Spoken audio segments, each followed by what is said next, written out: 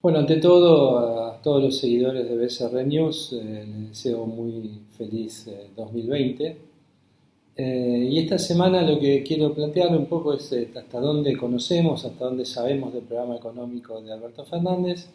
y lo que yo considero que son los aspectos más importantes y las consecuencias más importantes de él.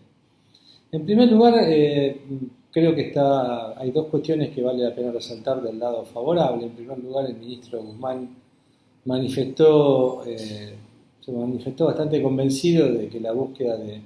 relativo equilibrio fiscal es beneficioso por cuanto evita un descontrol monetario y por consiguiente un descontrol inflacionario. Eh, y una buena parte del programa fiscal se explica por eso, ¿no? Tratar de contener el déficit a los efectos de contener la emisión monetaria. De todas maneras, el segundo punto, de todas maneras, o sea, antes de ir a los pero, el segundo punto que parece rescatable y que merece ser rescatado es la idea de seguir pagando la deuda hasta tanto se renegocie. Eso quedó bastante en evidencia en dos partes de la ley de emergencia económica y de solidaridad y la activación productiva. El primero, lo que se refiere a la autorización del ANSES para comprar más títulos públicos y segundo, al préstamo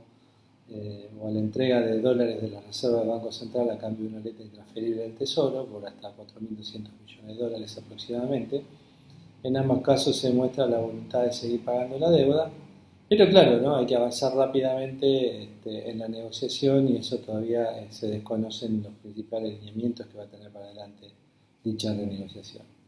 Yendo al terreno de los pero, sobre todo en materia del paquete fiscal y su correlato monetario, primero hay que decir que ese paquete, tal cual se estableció en la Ley de Emergencia Económica, solo permite que el déficit fiscal del 2020 sea exactamente igual o muy parecido al del 2019.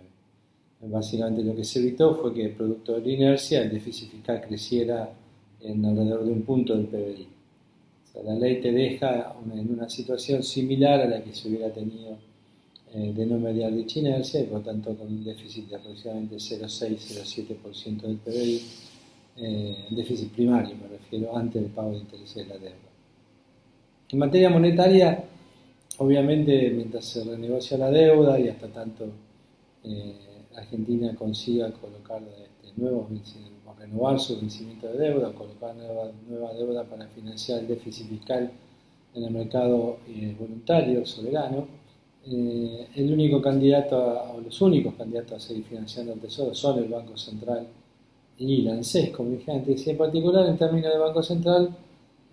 merece tenerse en cuenta que desde noviembre hasta acá, desde el 21 de noviembre hasta acá, el Banco Central ya le anticipó fondos al Tesoro por 290.000 millones de pesos,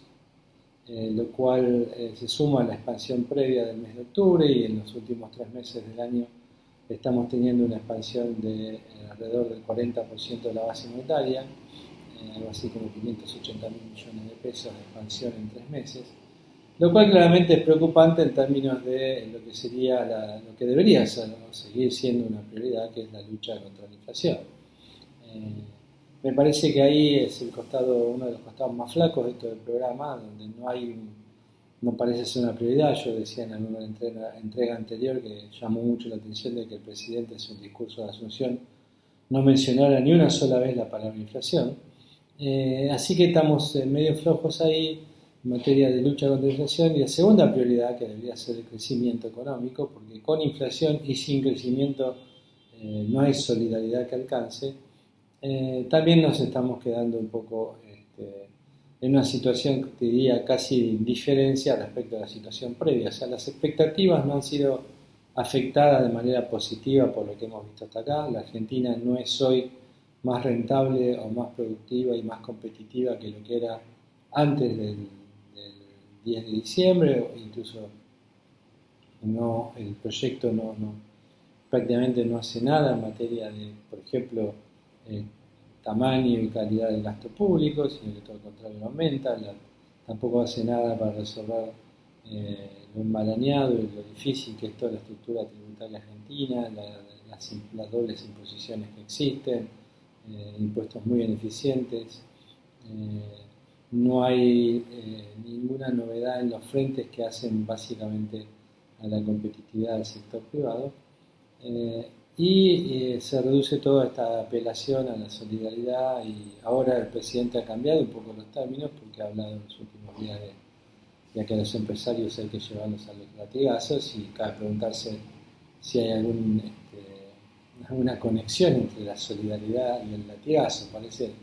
expresiones como de distinto origen, ¿no? Y la verdad que se hace muy difícil así pensar que la economía argentina pueda recuperar un sendero de crecimiento sustentable, que es el único camino con estabilidad nominal, o sea, sin inflación, que es el único camino por el cual se puede abatir seriamente el hambre y la pobreza, no solo en la economía argentina, sino en cualquier país. Así que, en resumen, estamos frente a un programa económico esbozado a través de los lineamientos de la ley de emergencia económica, que si bien tratan de contener las expectativas hacia un mayor desborde nominal y a tasas de inflación más altas, se quedan cortos en términos de generar un cambio de las expectativas que nos permita concluir a cada uno de nosotros de que hoy estamos en una situación mejor para enfrentar ese sendero de crecimiento sustentable. Bueno, muchas gracias y hasta la próxima semana.